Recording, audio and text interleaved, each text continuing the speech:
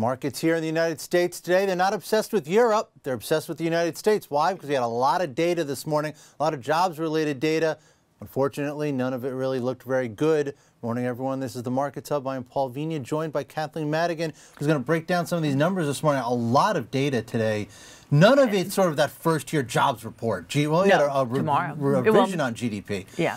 But none of it's sort of that first, but we did get a lot of jobs numbers this morning, and they're not painting a very good picture, are they, Kathleen? No. ADP said that only 133,000 new jobs, private sector jobs. Private sector jobs, right. Jobless claims jumped. That was actually surprised me much more because than that number ADP. has been flat for at least a month. Yeah, I mean, it's well, moved 2,000 or 3,000, but I mean, it hasn't really moved. Right, this morning you can see there at the top of it jumps up by 10,000 to 383,000. Of course, last week was revised higher, which it always is. Yeah.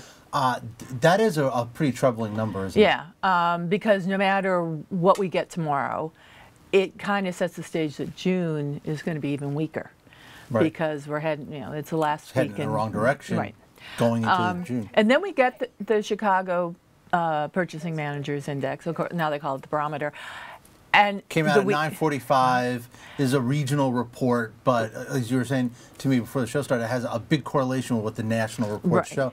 And it fell to the lowest since 2009. And the report, I think you said, hinted that it signifies that we might be heading back to the recession. Right. The story, you can see the story on WH.com. Down 3 months in a row, this PMI measure, and that only happens, or 6 of the last 7 recessions, that 3-month falling trend has accompanied those. So a lot of bad numbers. The market fell on all this stuff this morning.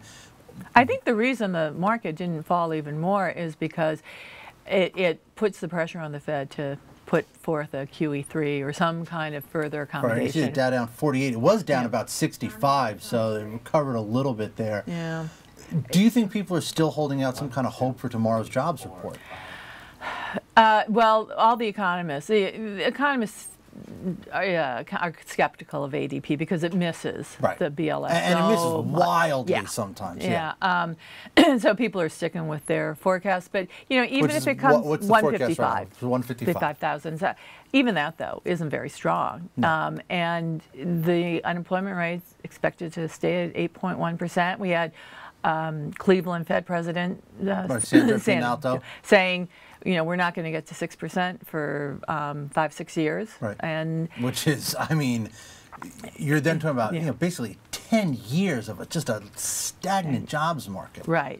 And given how the U.S. economy is so dependent on consumers, it becomes this vicious cycle that you don't have workers having have paychecks to keep consumer spending going. You don't have wages growing, you don't have demand. You don't have demand, so you don't have wages growing, you don't have jobs growing, and you just have this economy just muttering along. It's almost like, what's the difference between a recession and expansion? I mean, to most people, they can't tell the difference anyhow. It becomes a very technical thing. Right. We come into this dreaded growth recession where you're right. GDP is actually growing, but it feels like a recession. You still have high unemployment. People can't get very big pay raises, and everyone's really pissed off. Right. And GDP itself, the first quarter GDP this morning, we should leave it here, was revised down a little bit this morning too, right? But actually that was the one good point because it was revised down because there was less inventory accumulation. So the worry about having excessive inventories that cuts back in production, that risk has kind of diminished for the second quarter. So a little bit. There you go. So Kathleen Madigan finds a silver lining for us.